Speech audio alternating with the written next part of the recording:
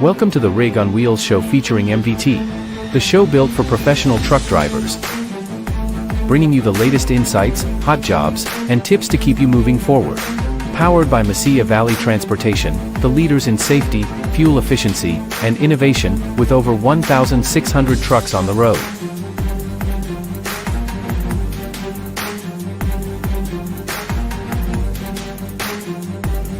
Let's hit the road together. This is the Rig on Wheels show featuring MVT. Happy Tuesday. Happy Tuesday. It feels like it should be Friday or at least Friday Junior, but it's only Tuesday, so I'm here to be negative Nancy. But I am KameelEGaines, owner and host of the Rig on Wheels show, the #1 truck driver recruitment show, and I am proudly sitting here with MVT's finest, Robert Pierson, the VP of recruitment over there at Mesilla Valley Transportation. So each week, of course, we bring you the latest industry news, hot jobs, tips for truck drivers, recruiters, and of course, today our hot topics is we're gonna really get down and dirty about these tariffs. I don't know what's going on with Trump. He has either lost his complete mind or he is brilliant. So I want to go with he's brilliant because if not, this is going to be devastating for my American privilege for the next 50 years. So I'm going to go with his brilliancy. But before we even get into that, let's talk about freight. Yeah, well, it's going to be impacted by what you brought up here. This is from FTR Transportation Intelligence, really good group that handles this. Broker posted spot rates in the truck stop system rose for all equipment types for the second straight week during the week ending April 4th or week 13. And the gains were particularly notable in the van segment. The spot rate increases for both dry van and refrigerated were their largest of the year so far, and both saw back-to-back weekly increases for the first time since the start of the year. Flatbeds spot rates rose for an 8th straight week and were at their highest level since June of 23. The sources of the recent strength in dry van and refrigerated and the ongoing strength in flatbed are unclear. We have suspected, based on the geography and timing of the flatbed growth in volume, that it could be tied to imports of equipment and metals in order to avoid impending tariffs. Dry van and refrigerated had not really seen any firming until the past couple of weeks. However, it's possible that this activity too could be linked to a pull forward due to expectations, which proved to be correct, that broad-based import tariffs would be imposed in early April. Go a little bit into the rates for dry van. Dry van rates rose more than 5 cents for only the 4th increase for the year to date. Mm-hmm. Rates, which were at their highest level since week 7, rose 1.2% above the same week in 2024, but more than 12% below the 5-year average for the week. That, of course, is impacted by the highs in 2022. Excluding a calculated fuel surcharge, dry van rates were up nearly 7% year over year. Dry van loads increased 7.7%. Volume was more than 7% above the same 2024 week, but more than 26% below the 5-year average. So it kind of goes to what you're talking with tariffs right now. Yeah. I can tell you at this moment, and some of it may have to do with distance, the freight coming off the border with the U.S. and Mexico has been hot, and there's a bunch of freight loaded up coming across the border currently. Well, on the flip side, if you try to talk to people coming out of California, they're absolutely struggling. Yeah. The California freight market is literally just plummeted in the last week. Yeah, you know what? It's something that you said when you were reading the first paragraph here. You were talking about this last week. It's going to take a little while for us to know whether things are increasing because folk are scared or if it's really increasing. I think it's a little of both, especially because on the California side, people are hurting right now. So a little bit of what you just said, reshoring and nearshoring, long-term domestic freight boom. Tariffs may push manufacturers to move operations back to the U.S. or Mexico. So that's good news for trucking long term. More goods made here, more consistent year-round loads, especially when you're dealing with intermodal, things like that, and cross bordering, especially with our neighbors. Now, with saying that, some of what you and I were talking about off camera when it comes to the trade war, it could go bad, but some of it that could go good is because politicians in here and in other countries aren't used to doing business as business is done Trump and Elon Musk way. And not that they do anything any different than any other true business people, but politicians typically aren't business people. They are politicians. Yeah. So for the Trumps and the Elon Musk of the world, Elon Musk, let's just stay with Elon Musk. Elon Musk is the entrepreneur of all entrepreneurs, okay? So with saying that, he became what he is by taking risks that others did not take. Yeah, absolutely. Right. So we'll come and we'll find out here shortly whether or not this is going to be something good. And it's going to have to be because United States controls the global economy. So even if people don't want to bow to us as Americans, they're going to have to if they want to survive.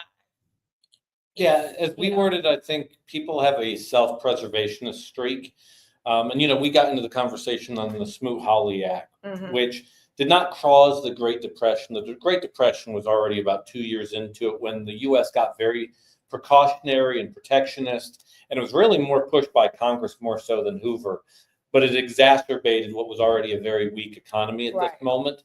One of the things that happened in that process is the rest of the world reacted negatively at that time and came back with equally tough tariffs and essentially ruined the global order of things. So far, overall, outside of China, it doesn't appear that most countries are reacting like that. In fact, so far, the news is saying that about 70 countries have come back and said, hey, let's negotiate here. Let's see if we can come up with some common ground, led by Argentina, that's already agreed with our country to go ahead and move to 0% tariffs. Not a surprise there. The leadership in Argentina is really a free market type of society after dealing with communism for about 40 years. So there's opportunity there here, like we had talked about. 6 months from now, this could be really, really bad, or it could be really, really good, and I don't think we will know. Now, don't get me wrong. I'm nervous. I'm not watching my 401k for a while.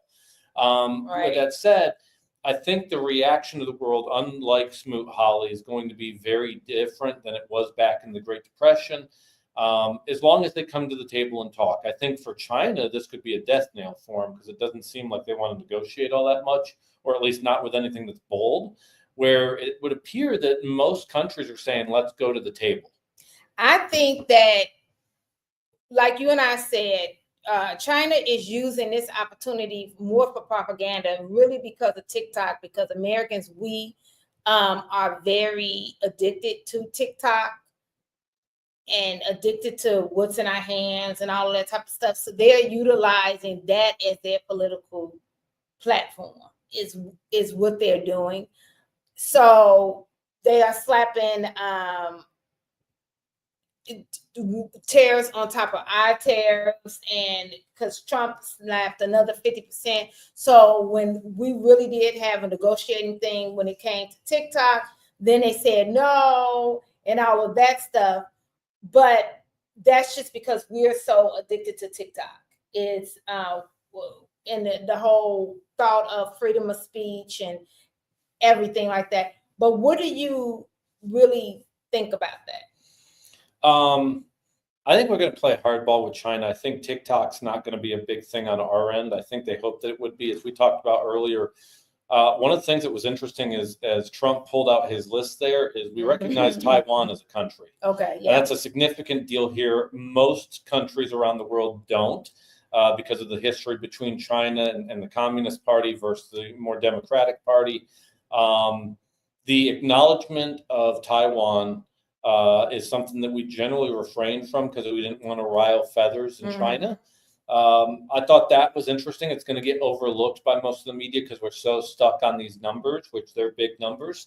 But I think that we're most likely in for the long haul with China. I think out of those countries they listed, I honestly think China's the one that doesn't get solved for months. Yeah, which is scary when it comes to the TikTok thing, because I think we only have 70 days left there.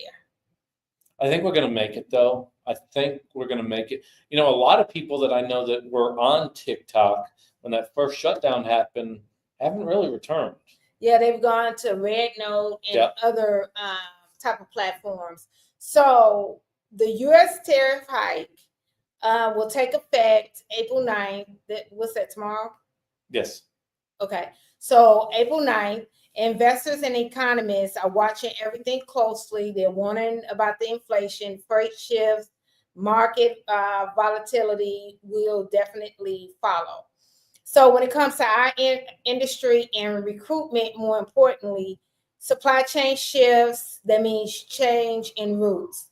Is that affecting MVT at anything right at this moment? Not particularly, no. Like we said, we've experienced a little bit in California. Now, we have a good customer base internally that it's not impacted us significantly, but people that rely heavily off the ports of LA or the ports of Long Beach are being absolutely bludgeoned right now at this moment. Freight along Nuevo Laredo, Juarez, Nogales has been pretty darn robust. Okay. So now I know that MVT does mainly drive-in or anything like that, because, and if you can't talk about this, don't. But if you can give us some little secrets, you know, I'll pay you under the table. Now, because the rail yards and ports and stuff like that outside of California will spike up, do you foresee you all pivoting and dipping into that pool of money? No. We you know, you have to be very careful to not necessarily chase the dangling keys. Our niche continues to be cross-border freight along the U.S. and Mexico. And when you try to get into some of these niches of the industry on a whim, you're going to lose a ton of money. You'll lose your back.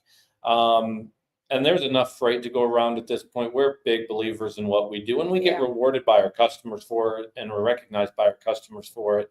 So I doubt that. You know, the interesting thing right now that it brings us back to what we were talking on this show 3-4 months ago is I think a lot of these ports here for the time being are going to be very, very quiet. And we now have a bunch of longshoremen that are sitting on some pretty high salaries that are going to be twiddling their thumbs for a while. Yeah. Is that going to be coming up again? If I were them, I'd keep quiet. You rob the bank, you might not want to speak up too much. Okay. Yes, they probably should be quiet.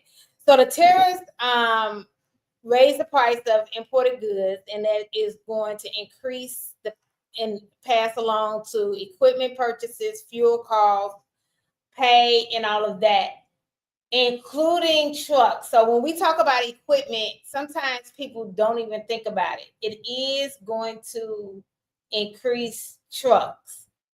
Don't you think that that's going to affect MVT? I can tell you the trucks, we're in the process of adding about 100 trucks onto the fleet right now. These were all purchased well ahead of time. Most of the time when you make a truck purchase, you're planning 1, 2, 3 years out. So it's too early to tell on that. I think it does, if you already have the equipment, it puts you in a better position to negotiate because your shippers have to look at the replacement cost that you're going to take on. With that said, I'm fairly confident on that. We got to see how this plays out, but the immediate term is going to be rather short.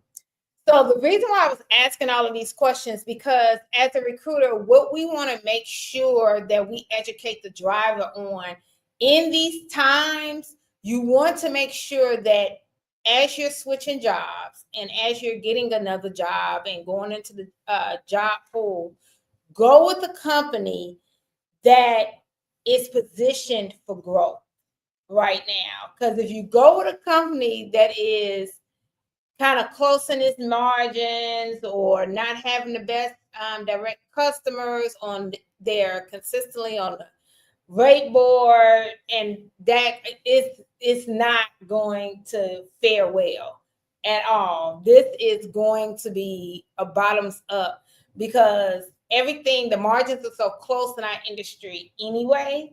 So this is definitely for the carrier that already has solid customer base. Yeah, and there's some cheat codes here. So most trucking companies are not publicly traded. With the publicly traded companies, you can go and get an idea of their financials. Yeah. So sometimes when they give their reporting, it can be somewhat dubious from a driver's perspective because you don't know if they're talking about specific divisions or niches within the business when they talk about their growth. One of the things that you can do as an example is ask your recruiter, hey, how many trucks do you have? And when the recruiter tells you we have 1,700, you can then go on to Safer and look at the company snapshot and see last year what they posted in terms of the trucks they had. So as an example, if you go on to Safer and you go, oh, they're at 1,605, and then you call the recruiter because that probably from last year's data, and the recruiter is able to tell you we have 1,700, you can make some assumptions about are they growing or are they getting smaller. So there's little tricks in the trade that you can do on that end to gather that information. Most recruiters are not going to tell you we're dying and the ship's going down.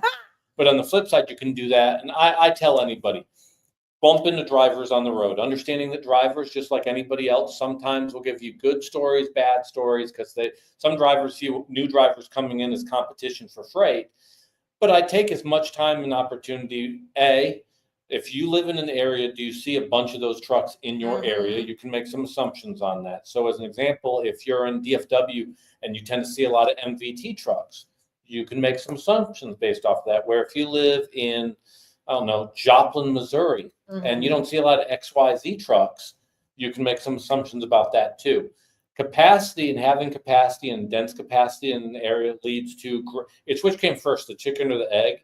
The more capacity you add in the area, the more customers will generally flock to those carriers. Absolutely. So the tip that I have for the recruiters is definitely stay agile. Prepare for your hiring sprints. So if you know that this is a hot time to hit the phones, do it then, because something could dry up. Absolutely, right? It can dry up. So this is that time. Think of it. I'm not going to say think of it like the pandemic, but literally think of it in similar ways. Be focused. Make sure this is hot times. They got a lot of trucks. Hit the phones. Build your pipeline. Make sure you're qualifying your drivers and do your active hiring, the drivers that are actively looking. Your passive drivers that may not know that they're looking. That's kind of what your passive drivers are. So making sure that you're doing that. I do want to touch on the lumber. So Canada actually put something on us before we kind of put it on them. And that's already going to increase our housing. Well, we already had an issue here for affordable housing in the United States, not as bad as some places in Canada, but that's potato. Tell me a little bit of how you feel about that, or is that just kind of goes in the wash and it'll come out in the wash machine? I think right now the market for housing somewhat stagnant, has been for the past 6 months. I would see that continuing to be the case because interest rates are too high. Trump posted on X, he's trying to get them to push down, having Powell with the Federal Reserve shoot down the interest rate.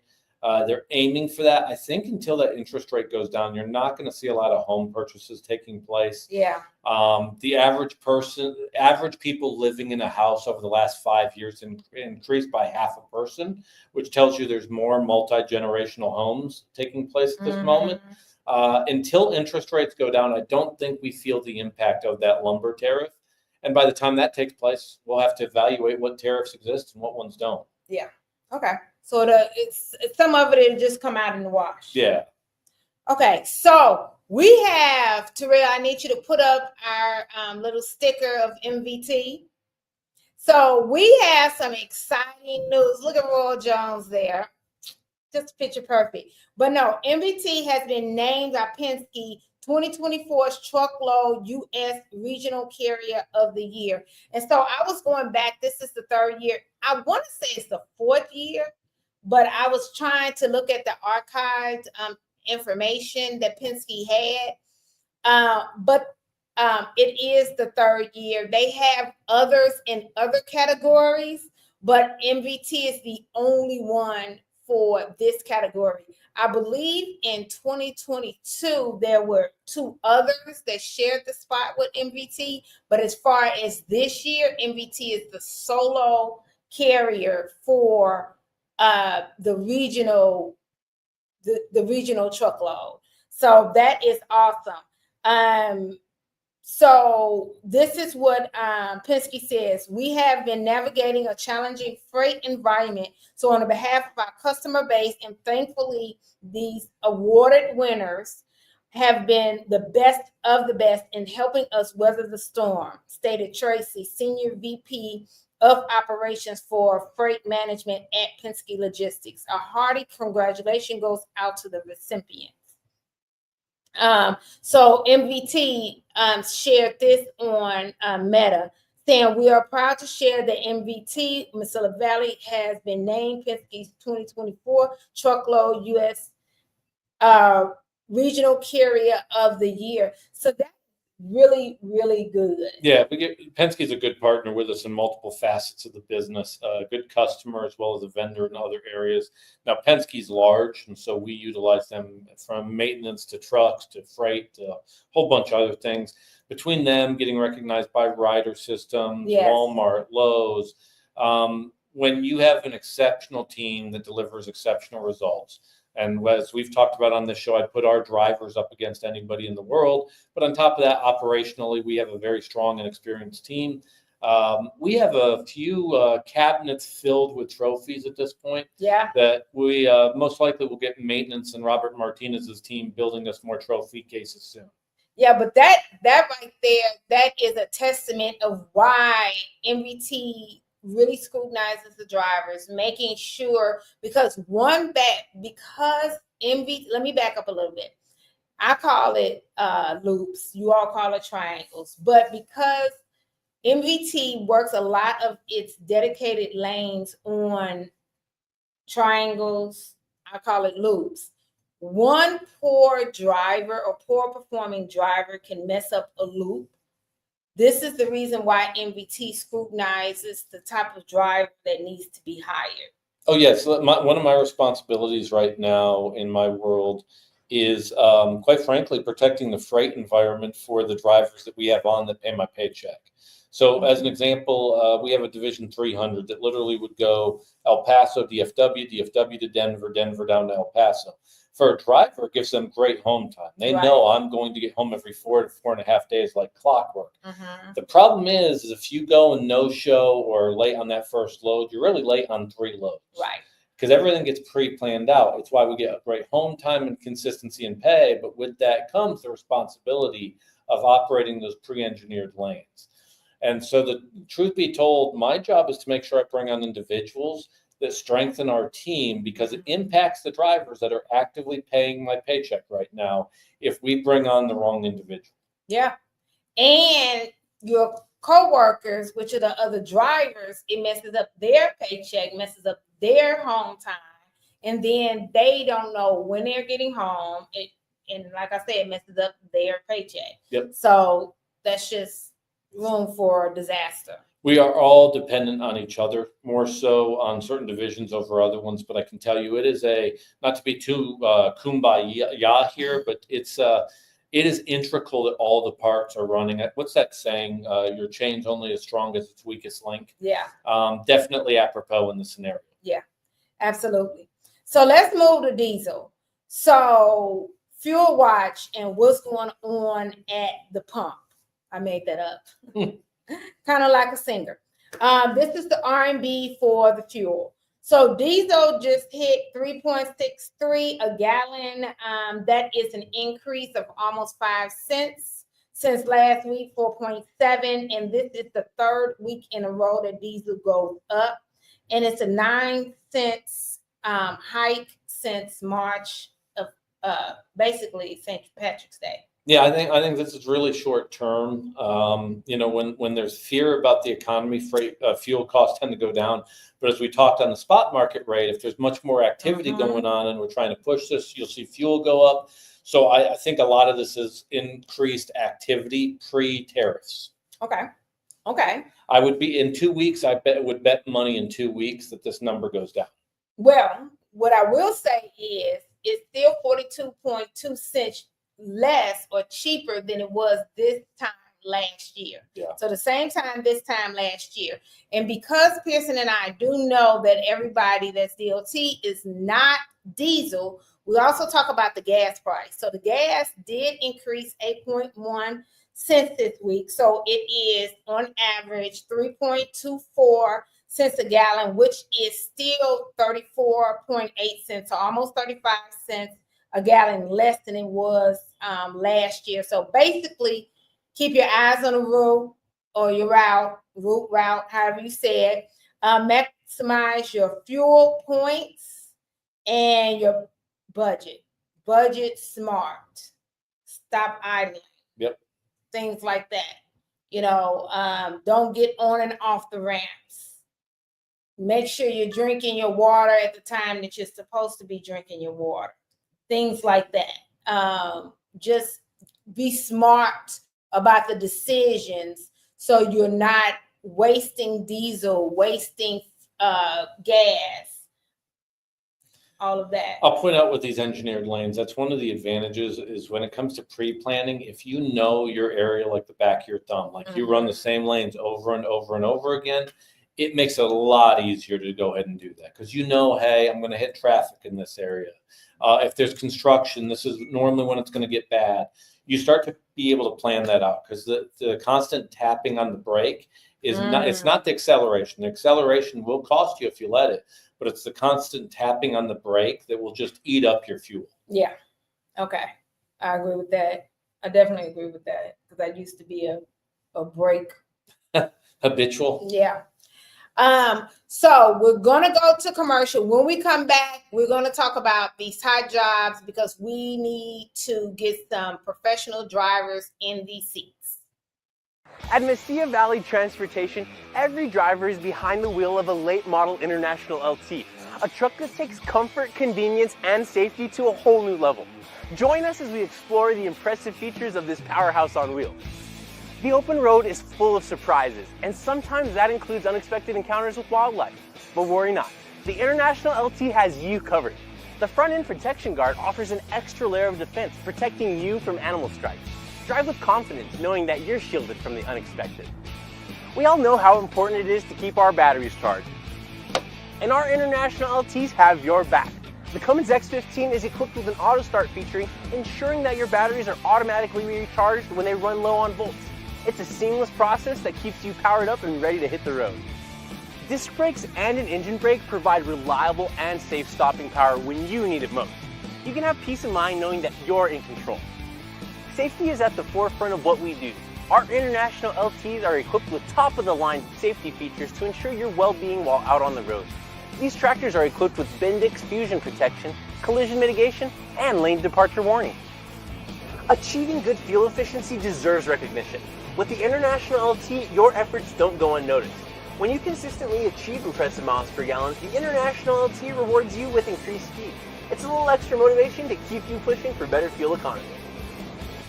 After a long drive, you're ready for a well-deserved break.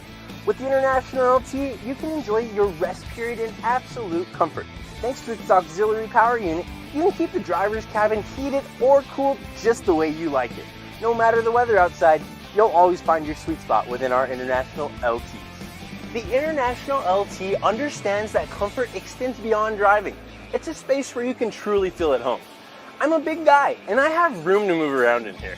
With plenty of room to spare, the International LT accommodates even the tallest drivers. And there's ample storage for all your clothes, cooking essentials, and tools, making life on the road even more convenient.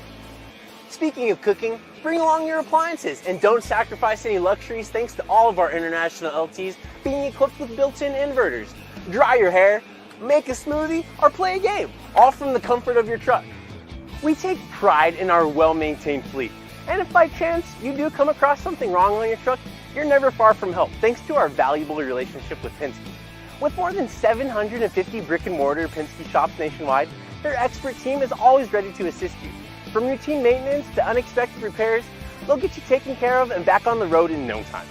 And there you have it. Just a few things about this late model International LT that make MVT the place to be. Makes MVT the place to be. I should do a little jingle. Maybe not today. You could get creative. I can. But let's go ahead, Terrell, and put up, okay, Division 100. All right, Division 100, looking for 10 to 15 individuals living out of the El Paso marketplace. Average about $1,400 to $1,600 a week.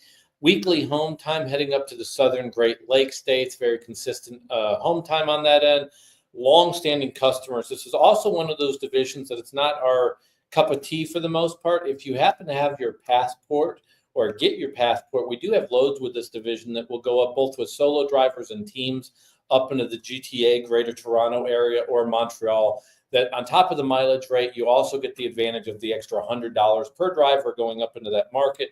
So very important. And then again, 10 to 12 openings, 10 to 15 openings for those that live out of El Paso for Division 100. Let's go to the next division, Vanna. Male Vanna. Right. Division 150, been a while since we talked about this division. Very attractive running areas, South Central U.S., Southeast U.S. regional opportunities for Division 150. Currently have openings out of the Dallas-Fort Worth Metroplex, El Paso, as well as Houston. Exciting division for us, extremely consistent to pay. Again, $1,400 to $1,600 a week. Weekly home time, been quite robust. We have about 10 openings on this division as well. In particular, we've seen the freight out of Houston really pick up some steam. And of course, we have about 400 drivers based in the DFW area. So it's a good opportunity for us to continue that expansion. We have some exciting news coming in DFW, probably about a month from now, that we'll share with the team, but absolutely looking for more people for Division 150. Need about 10 to 15 on that one as well. Let's go to the next division. Division 220, this is the Western 11. This is the division where we have people making six-figure incomes. The challenge is you're running the Western U.S., so it's a lot of mountain driving. With that said, we're always looking for people living out of Albuquerque, Salt Lake City, or Phoenix. Have some really exciting opportunity for pre-made teams if they live out of the greater Portland area, Portland, Oregon area. Again, a lot of drop and hook.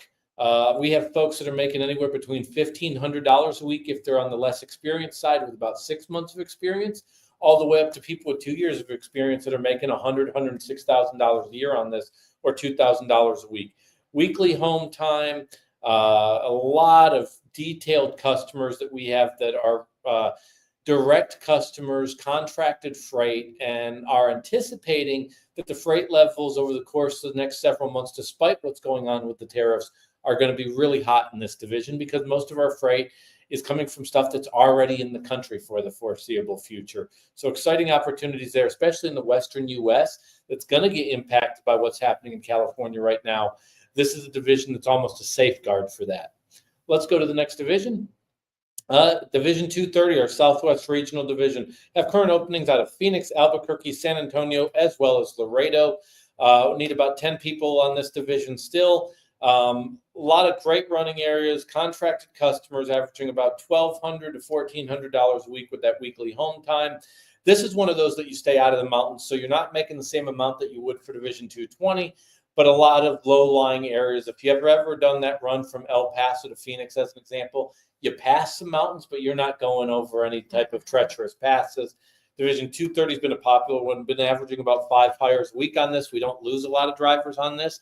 Freight just keeps expanding for us, in particular out of Laredo. So again, if you live in Phoenix, Albuquerque, San Antonio, or Laredo, exciting opportunity for this. Orientation would either take place out of El Paso, or if you're out of San Antonio and Laredo, you do orientation in Laredo, Texas. Next division. Last but not least, the South Central Regional or Texas Regional Division. The exciting thing about this is you're never more than a day from home. So God forbid if something ever happens, you don't have far to go. Shorter length of haul, but a whole lot of drop and hook, about 85% drop and hook on this. We have people averaging anywhere between $1,200 to $1,800 a week, depending on experience level. Currently hiring out of Houston, DFW, San Antonio, and Laredo on this. Probably openings for about 15 to 20 more drivers. It's filling up quick. Once it's filled, we shut it down. We don't want to overpopulate it with too many drivers. We're real protective of making sure we have the right drivers to align with the freight volumes to support them. So some exciting opportunities here out of Houston, DFW, San Antonio, and Laredo. See a lot of customers like Walmart, Home Depot, the Container Store, Starbucks, IKEA, and many, many more coming online. So again, if you don't mind running this part of the country, it's beautiful territory. And if you live here, you're familiar with it. So Houston, DFW, San Antonio, and Laredo would be those spots for Division 329. Perfect. So if you are interested in any of those jobs, give us a call right now at 281-968-3100,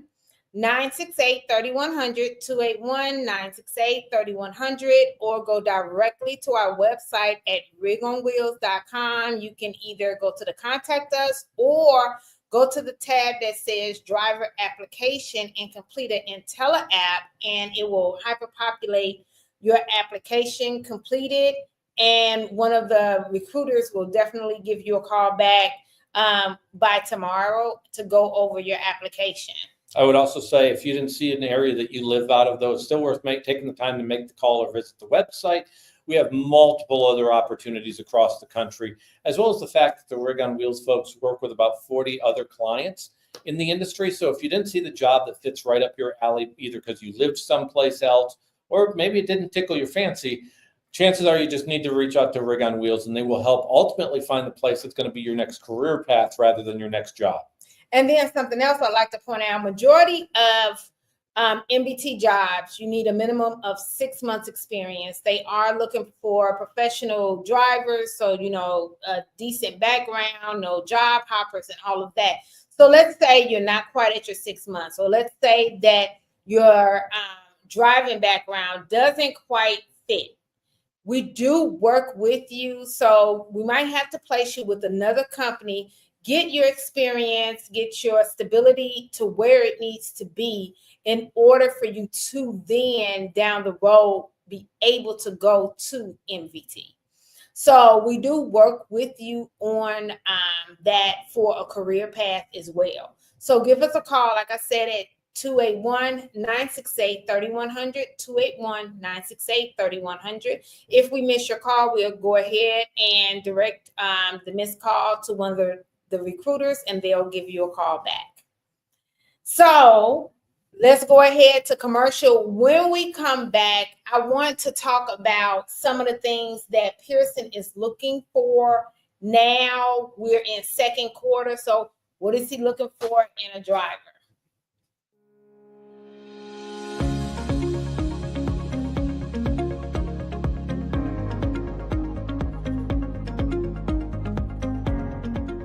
My name is Josue Fierro, and I am a recruiter, and I've been with Mesilla Valley going on 3 years now.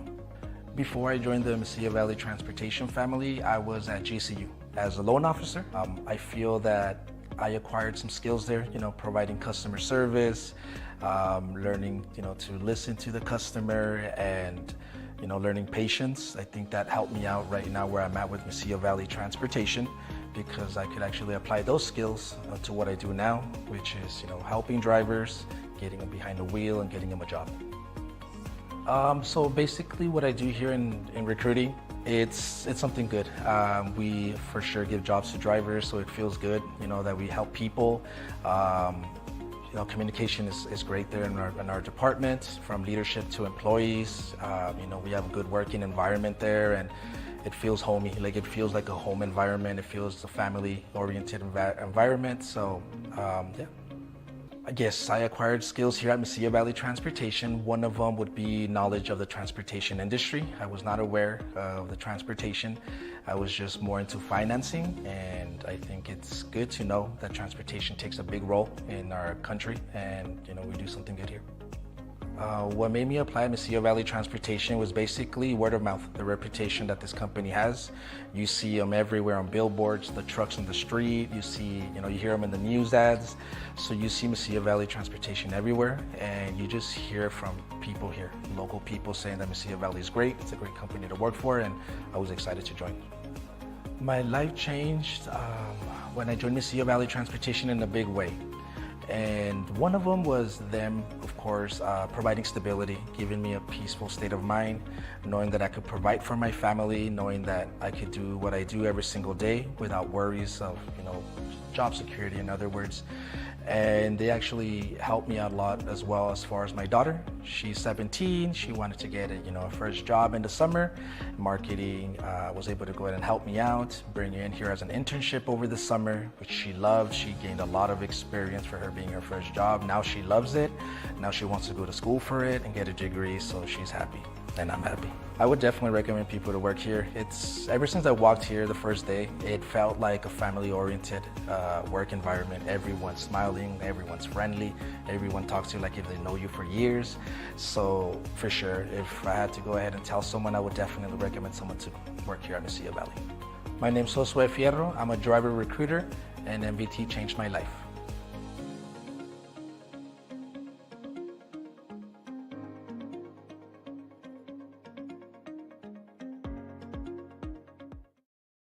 That's our favorite recruiter. Well, maybe not yours. No, he's mine too. Oh, okay. Look at them. I just had to make him say it, but he is our favorite recruiter. But that's who will be processing your applications is Josue, and who you'll be talking to over there. So before we get into what Pierson is looking for, because he's the one that puts the stamp on your app, that approval stamp. But no. We went to Matt's Mid-American Truck Show, which is the largest truck show in North America. Probably South America too, but let's just go with North America. Let's go with the facts that Google talks. I want to talk about the takeaways. It was smaller than it has been since I've been going. I was still tired. On Friday, I got over 12,000 steps in. So my body was in shock. I don't exercise. But it was good. I got a lot of meaningful conversations. Yeah, you were in a really good forum. Talk about that forum if you could a little bit, because we talk a lot about not just the men of trucking, but the women of trucking, which currently make up about 17% of the workforce. And one of the things over the last 15 years I've noticed, 15, 20 years, is a lot more women in management roles. Yeah. Where traditionally you'd have one or two, maybe in something like payroll. But if you go to a lot of companies now, you will see women on up to CEO level positions throughout the industry, which is exciting to see because it diversifies who we are. But I was really excited to hear about the forum that you were a part of. Yeah, I'm trying to bring it up so I can actually say what the real name was. So I'm not just ad-libbing. It's funny because when you participate in something like that, you forget that because you move on to the actual discussion. I know, right? What was it called? I know it was female-centric. Yeah, it was about the leadership and everything like that. Education. Let me go under it. Full talk.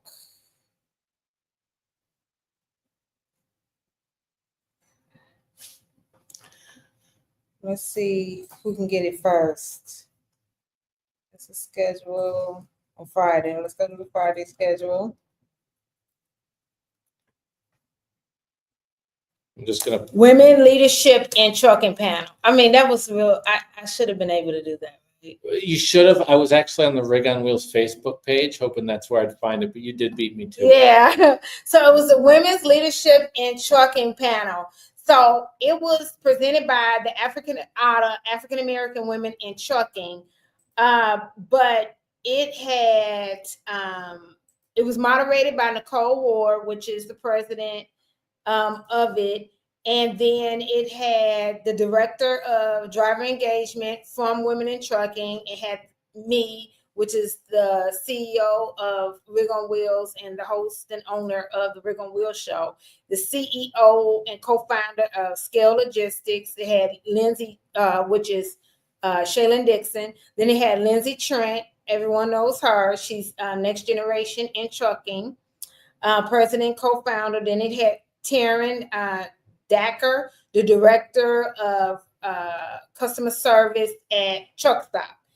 And we basically talked about mentorship, leadership of women in trucking, what we can do to grow that, what is needed. And I talked basically my stance and coming from everything, of course, came from the recruitment thought pattern, as well as what I felt that we could do to change things. And I talked about rebranding. You can't really change things that has been stamped of this particular mindset without rebranding.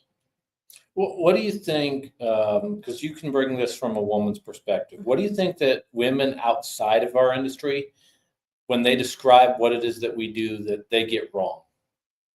They think it's manly. They think everything we do is manly. They don't understand. They think in order to be a woman in this industry, you have to be an alpha chick, or if that intimidates or upsets people, or an alpha woman. I don't believe alpha and woman can go together. Or they feel like you have to be a feminist, and that's not my movement either.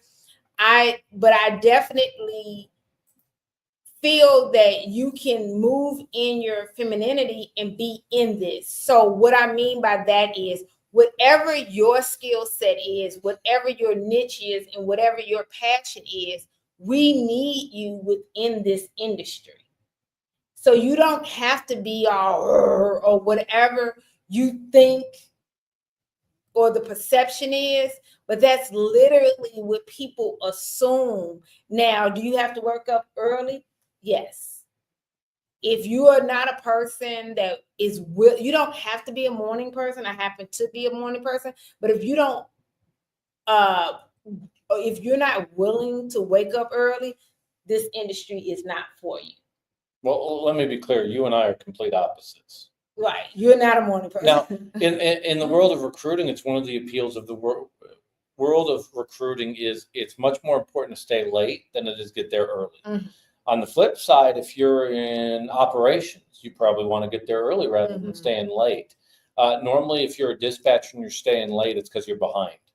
But with that said, I think that's one of the cool things of our industry is there's not really one set career path. No. So you may start as a trucker, but your trucking career leads into where you go into dispatch or safety or operations.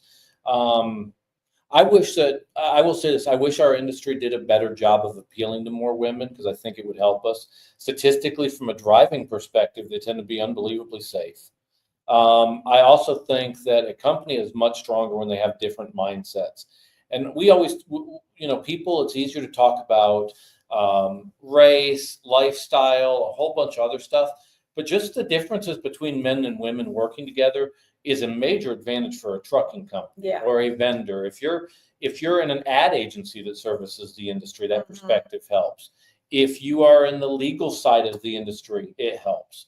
I wish we did a better job as an industry because that 17% number, though it has improved, 10 years ago was closer to 8%. Right. It's still a very low proportion. I don't know what the right ratio is, but when you look at people actively participating in the job force, we don't get the percentage of women in our industry that I think we should, and that would help us as an industry overall. And that's what I mean about the rebranding. So we branded it as something that is open to women, and it needs to be done not post high school, because by that time, women have developed what it is that they want to do well before. But they need to introduce these skills in grammar school or elementary school. So if the gal says that she wants to be a writer, why can't it be within supply chain logistics or trucking or transportation? Yeah. Whatever, it is that she does, she has passion for, or she does well, can actually be done within this industry and is needed. And she doesn't have to be a driver. I've spoke about that on the panel. Shaylin Dixon, which is a broker, she doesn't drive. Her husband drives her around. Nobody would trust her to drive. Me, I'm not good with directions. I don't know my way. When we are at the trade shows, I get lost in there. You know, if I am in the townhouse, the what do you call it, like the complex or community or whatever, Yeah.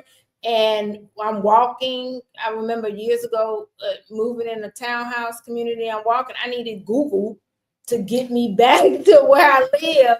You know, Please don't drive truck.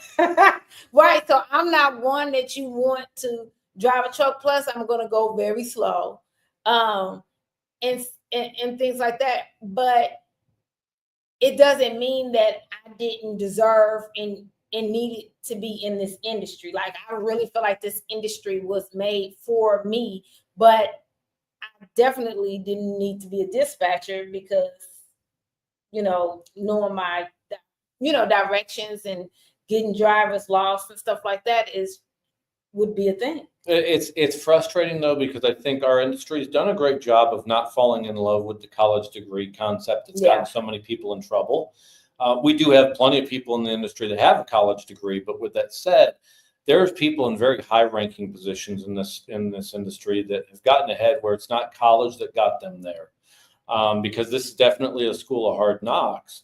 But so we've done well there. I think part of it's that branding and that messaging, though. I think you're right. Yeah. We have to rebrand and remessage. What's something during the forum that surprised you? Maybe that you knew already, but that surprised you that came up? I was surprised that on the panel, not enough of my panelists, that's probably not the panel participants. Panelists. Right. Did not believe as much in AI as I did. Yeah, I think we as an industry are somewhat scared of it because we envision losing jobs. Mm-hmm. I don't think we lose jobs as much as the jobs change. Yeah. And that's how I believe. I think the jobs change. I think the jobs will increase. But I also, as somebody that is in trucking, that also crosses over and makes sure that I cross over into logistics and supply chain. So I see folk that are in supply chain and they are very open to AI. And I was supposed to be on a panel with some people at Manifest, and you remember I got sick. But the way they explain it it's just so interesting and things like that. Now, mind you, now we can have a whole dissertation on this. In supply chain, they tend to be more college degree. Yeah. Okay. Where on trucking, we are more continuous education. Oh, yeah. High school education, hard knocks and things like that. So I don't know if one, I don't know. But I do believe in AI. I do believe that we need to learn how to use it or we're going to be behind. But I feel that it's our job as leaders to make sure that this generation, the next generation, and previous generations are not afraid of it. Yeah, I think that, look, the industry over the last 20 years has changed substantially. Mm-hmm. It doesn't feel like it because when you live it, you don't feel the change. It just happens gradually over time. If you were to take any of us and put us into an office setting 20 years ago, I bet there'd be a lot of things that we'd look around and go, how do you guys function right now? Well, that's going to speed up, but I promise you 20 years from now, if you put us in this time right now, we look at people and go, hey, what the heck's TikTok? Why were we talking about that? Yeah. And B, how do you guys function? Change is inevitable and change is a good thing. And if you embrace it, if you adapt to it, you'll find out people pay you more for that flexibility. We get afraid of change. Change happens in this industry like any other. And that is something that I was about to say. As leaders, we tell the drivers that we need them to be flexible and be willing to change. So as leaders, it does not matter what part of where we are within trucking, we need to be what we say for them.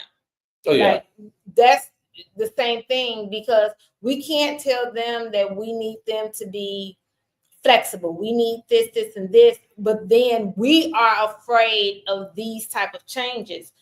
That also brings me back to the shoremen and all of that are making exorbitant amount of money doing the same thing that the warehouse guys are doing for $12 to $20 an hour, and they're making $50, $60, $70 an hour doing.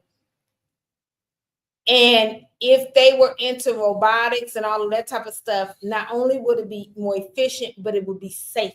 Yep. The longshoremen, that's what they're called, right? Longshoremen. So the guy with the chain, the big guy with the chain that's out there not thinking of safety. I'm trying to do this politically correct. Not thinking of safety for his guys, that he doesn't, because other countries are doing it and they're doing it well, and it's their longshoremen are not being hurt. And so it's just like anything else. Yes, some people are going to lose their jobs. However, there are going to be more jobs that are going to be gained. Oh, yeah. You know, that is just like with anything else, just like cab drivers, right? Yep. They have a job because now people are not jumping in the horse and carriage. Yep. What was, I will ask you this kind of on the lighter hearted side here, because most of the drivers that I talked to at the truck show were complaining about it. Did you eat at the truck show? Yeah, the food was not good. It wasn't good, and it was expensive for what you got. Yeah, everything at the truck show was expensive. You stand in line for half an hour, you get yourself a $5 to $8 bottle of water. And mine was $7. I can tell you that the amount of grumbling from drivers at the truck show on food. And I'm saying, if you're a driver, you've had at some point on the road a bad meal, because you're just happy to have a meal and get going. But that was one of the things universally is they normally had it on the other side of the facility. And I can tell you this year, at least 50% of the drivers I talked to were telling me, don't eat here. Yeah, and that was crazy, because if they were saying don't eat here and they eat out of truck stops, which is not the best food, I'm just going to say it's not like. I admit it. Now, I've had plenty of it, but I admit it. But they know that if you're inside of there, you're a captive audience. It's not too many places that you can go, and you're going to end up having to choose from this, this, to this. What you going to do? At a real high price. At a very high price. You're going to drink the water and you're going to pretend like it's steak and potatoes, or you are going to eat this pizza and pretend like you have Perry. So after you fill out the paperwork on a new mortgage so you have the money, then you can go eat lunch. Because it wasn't good. The truck show was good, but the food was not good. What was something that you saw at the show that caught your attention that you thought was interesting? I really liked all of podcasting. I feel like it was more podcasting this year. So I really, really enjoyed that. I enjoyed the innovation. Yeah. It was a lot more innovation. So it brought that aspect to it. Also was saying that because truck drivers always are listening to the podcast, they were able to see their personalities that they listen to on a regular basis. I didn't think about that, but I saw at least 6 booths that had some form of podcasting going on. Yeah. I don't remember seeing that in any previous year, and I've been going to this thing since 2006. Yeah. So that right there, I really, really enjoyed. I was on 2 of them, and I really enjoyed that. So would you do another one of these forums again as well? At Max? Yeah. Oh my God, yes. That's like the Oscars for the truck driver. So we'll be looking at that as we go into next year here. Are you going to be in attendance at the truck show in Houston this year? Yes, I'm going to be there. That's right down the street. Yeah, obviously that's going to be a little bit more fuel focused because of the part of the country that's into. Is there anything that you think would make the show in Houston better? I think that we need to take a book out of the supply chain, the way they do their trade shows. We need to have the street signs that tell you where you're going, things like that. Also, there needs to be things about more innovation. So yes, it's about fuel. Yes, it's about owner operators, but I think it needs to be what solutions for the owner operators, not your regular insurance. Yes, not just fuel, but tell us solution-based stuff. I'm optimistic. I hope that show continues to grow. Like we talked about, Matt's was a bit smaller. I'm optimistic, though. I'd like to see it grow, and I think that the foundation was based on fuel. I think it is growing. I saw a lot of non-fuel companies there last year. I won't be there this year, but I'm optimistic that we'll see some of that stuff, because for a lot of drivers, especially on the road, you or I may have a vendor call us. We can do a demo on Teams. We have ways of kind of getting that stuff. For the person on the road that their full-time occupation is driving, the truck show is often that one chance they get to physically see and talk to somebody about a product. So I would tell anybody, if you've not been to the truck show, and the vast majority of drivers have not been to the truck show, it is worth going at least one time. If you got kids, it's a great chance to expose them into what you do for a living. Yes, I love it when I see the kids. Oh, yeah. And the second piece of that equation is it's that chance to physically step out of the truck, take a deep breath, and look and go, okay, what's actually going on around me in this industry? It's like Ferris Bueller's Day Off. If you don't smell the roses once in a while, life will pass you by and you miss it. Okay, yeah, that's kind of my daughter talking to me. Yeah, but I do agree with that. But with saying that, now that you say that even further, if this is Peter's first truck show, and he's always in a truck, this is the time that these companies need to be innovative. And how can they make their product innovative and be solution-based, not just selling, but solution-based? Yeah. That's what I think that we're missing. Yeah. Because if not, I think the truck shows are going to get smaller, because there's a new sheriff in town now, a new generation in town, and that's what they want to see. It's hard to duplicate it. There's a lot of things you can duplicate via virtual, but a truck show is kind of hard to virtually duplicate. I'll be honest, one of the things that's exciting for me at a lot of these truck shows, and it's not vendors, it's seeing the same drivers over and over. It's talking to a lot of people that you bumped into 10 years earlier, just sharing that knowledge. Yeah. I'll say, as a driver, as an industry professional, it is a really big chance to be around like-minded people. Yeah. And just, hey, what are you doing? What are you doing? What are you doing? I wish more drivers did utilize LinkedIn for that purpose. LinkedIn, for a lot of professionals in our industry, is where you exchange that data. Drivers don't often have that. I think that's why we're starting to see a podcast revolution in the industry, because it's acting as that source. A lot of drivers are on the road today that never used a CB radio, which to me seems blasphemous. Yeah, and I think social media is at CB now, especially TikTok. Yeah. Oh, we have a CB that we have in one of our vehicles, and there's literally stretches of highway where it's just silence. And that's a weird thing, because it wasn't that long ago that literally every 10 miles you were picking up a new audience. Yeah, that's true. Yeah, that's the truth. I remember being on road trips, and you turn to certain AM stations, and you could hear the CB radios of the drivers as they going by. Yeah, one of the big things was you're supposed to say yes, Pierson. Don't act like I'm way older than you or something. No, I know what you're talking about. Okay. Yeah, you'll get that interference on that. I'm thinking of WLW 700 out of Cincinnati, because most drivers would listen to that over the years. And at nighttime, because the AM signal carries longer, down here in Houston, you'd pick up the channel out of Cincinnati Yeah. But it was I know that it's still on there. It's not as popular. Most things have transitioned over to Sirius Radio. But I can tell you, as somebody that worked in the truck stop industry before getting into trucking, boy, if you could talk to drivers about a CB and antennas, the drivers respected you instantly. If you could have that conversation, because they knew if you couldn't, they'd look at you like you worked at a gas station. You're not going to help me whatsoever here. On the flip side, if you could go, well, this model right here and this antenna will give you about 15 miles of coverage, and you can get into that discussion, you'd have a trucker for life that would keep coming back to your location and literally seek you out. Yeah.